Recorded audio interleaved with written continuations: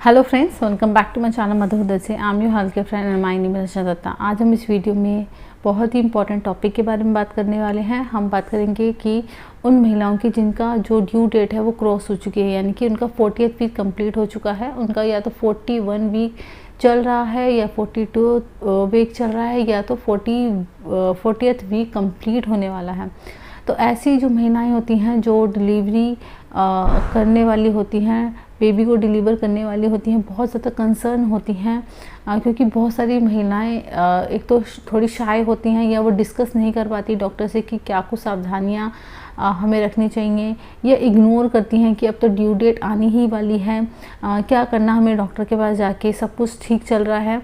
और कुछ महिलाएं ऐसी भी होती हैं जो गवर्नमेंट हॉस्पिटल्स में जा रही होती हैं और उतना वो जो डॉक्टर है एक महिला को उतना समय नहीं दे पाता कि वो अपने सारे डाउट्स जो होते हैं वो क्लियर कर पाए। तो आज हम इस वीडियो में सारी चीज़ें डिस्कस करने वाले हैं।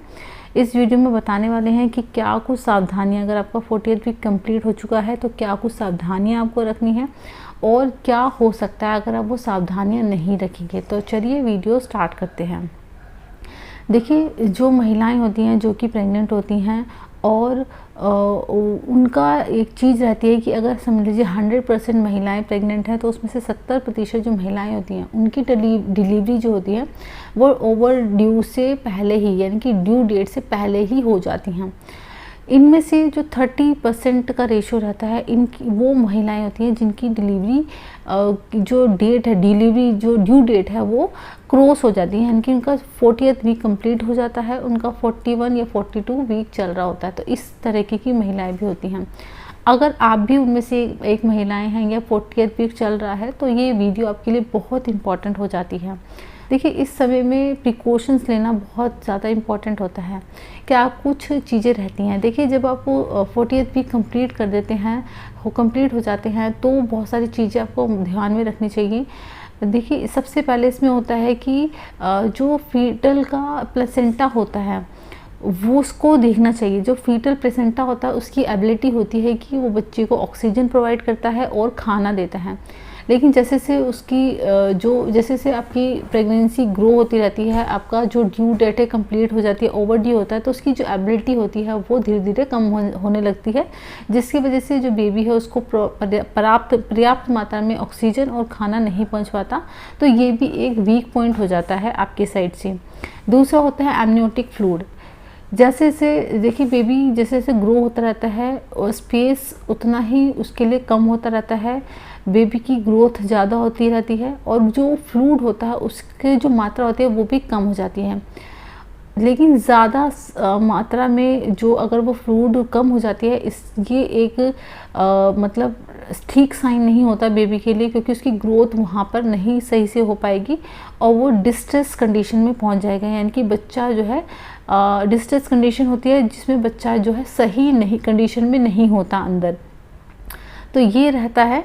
तीसरा यह रहता है फीटल मैक्रोसोमिया। इसमें क्या होता है, जो बेबी होता है उसका जो साइज़ होता है वो ज़रूरत से ज़्यादा बढ़ जाता है, जिसके वजह से जो बेबी होता है, फीटल होता है, वो उसका जो सेफ्टी कैनल होता है उससे बाहर सही तरीके से नहीं आता, जिसकी वजह से आपको जो डॉक्टर है सिजेरियन एडवाइस कर सकते हैं। तो ये एक चीज़ रहती है। इसमें स्टिल बर्थ भी देखा गया है, यानी कि जब ड्यू डेट क्रॉस हो जाती है और हम ध्यान नहीं देते बहुत सारी चीज़ों पर जो मैं आगे बताने वाली हूँ, इससे स्टिल बर्थ की जो संख्या है वो भी काफ़ी बढ़ जाती हैं।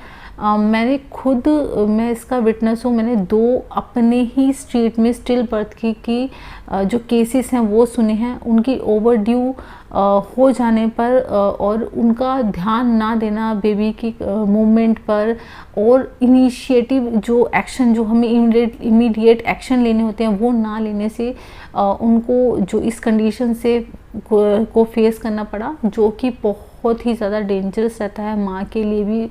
बच्चा तो देखिए वो तो भगवान के ऊपर है, वो कंडीशन आ जाती है और जिसको आपको फेस करना पड़ता है। इसमें बेबी भी आप खो देते हैं और माँ की जो कंडीशन है उसमें वो भी डेंजर में आ जाती हैं। तो ये भी एक कंडीशन है। अब आपको क्या कुछ करना चाहिए, देखिए आपको जैसे आपकी 40th वीक ख़त्म हो गई हो या चल रहा हो या 41 वीक चल रहा हो, 42 चल रहा हो, इसमें आपको किक, जो बेबी की किक होती है उसको काउंट करना चाहिए। जैसे जैसे आपकी जो बेबी है उसकी ग्रोथ होती रहती है, बेबी की जो किक होती है वो थोड़ी कम हो जाती है, लेकिन बहुत ज़्यादा कम नहीं होती। आपको उसको देखना पड़ता है, उसको किक को काउंट करना होता है।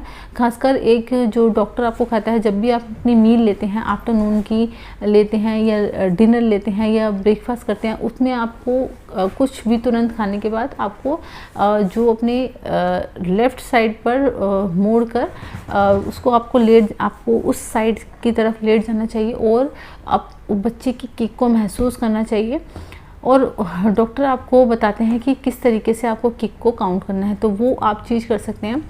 अगर आपको इमीडिएटली लेस किक फील हो रही हो तो आपको तुरंत डॉक्टर के पास जाना है। ये एक डिस्ट्रेस कंडीशन हो सकती है बेबी की। डिस्ट्रेस यानी कि बच्चा इसका मतलब होता है कि बच्चा कुछ मतलब ठीक महसूस नहीं हो रहा है, यानी कि बच्चे की कंडीशन कुछ ठीक नहीं है, वो बच्चा वेल नहीं है। तो ये एक कंडीशन रहती है जो आपको ध्यान रखनी है, यानी कि ये एक चीज़ आपको करनी है। दूसरा, आपको जो विज़िट होती है डॉक्टर के पास उसको बढ़ाना चाहिए। आपको वीक में 2 विज़िट आपको करनी ही करनी है। आपको डॉक्टर भी एडवाइस करते हैं ताकि आप बच्चे को की जो कंडीशन है उसको मॉनिटर किया जा सके। बच्चा किस तरीके का है, उसकी जो पोजीशन है हर तरह से मतलब चेक की जाती है। तीसरा, आपका अल्ट्रासाउंड होता है। इसके अंदर अगेन वही जो चीज़ें होती हैं, यानी कि बच्चे का आपका पोजीशन, साइज़ और बच्चे की रिस्पायरेटरी रेट, हार्ट रेट, ये सब चीज़ें चेक की जाती है। बेबी की मूवमेंट चेक की जाती है, ये बच्चा सही कंडीशन में है या नहीं, स्वस्थ है या नहीं। नेक्स्ट आता है नॉन स्ट्रेस टेस्ट। ये आपकी जो होती है इलेक्ट्रॉनिक फीटर मॉनिटरिंग होती है। इसमें एक तरीका का स्पेशल टूल यूज़ किया जाता है जिससे चेक किया जाता है कि बच्चे की जो हार्ट है वो किस तरीके से रिएक्ट करता है जब बच्चे की बॉडी मूव करती है। तो बहुत ही इम्पॉर्टेंट होता है। मेनली इसमें ये भी इससे पता लगाया जाता है कि बच्चा कहीं डिस्ट्रेस कंडीशन में तो नहीं है। तो ये कुछ चीज़ें होती हैं आपको करनी होती हैं अगर आपका जो ओवरड्यू है, आप ओवरड्यू हो चुके हो या 40th वीक कंप्लीट हो चुका है। तो ये कुछ चीज़ें हैं। अगर आप भी इस कंडीशन में हैं तो प्लीज़ कमेंट कीजिएगा, और किस कंडीशन से आप गुजर रहे हैं, क्या कुछ फेस करना पड़ रहा है आपको और क्या कुछ आप कर रहे हैं इन दिनों। तो आई होप ये वीडियो आपको पसंद आएगी। प्लीज़ वीडियो पसंद आते हैं तो लाइक ज़रूर कर दीजिएगा वीडियो को, चैनल को सब्सक्राइब कीजिएगा हमसे जुड़ने के लिए, और इस वीडियो को शेयर कीजिएगा। तो चलिए मिलते हैं किसी नेक्स्ट इन्फॉर्मेटिव वीडियो में। तब तक के लिए take care and bye bye, नमस्कार।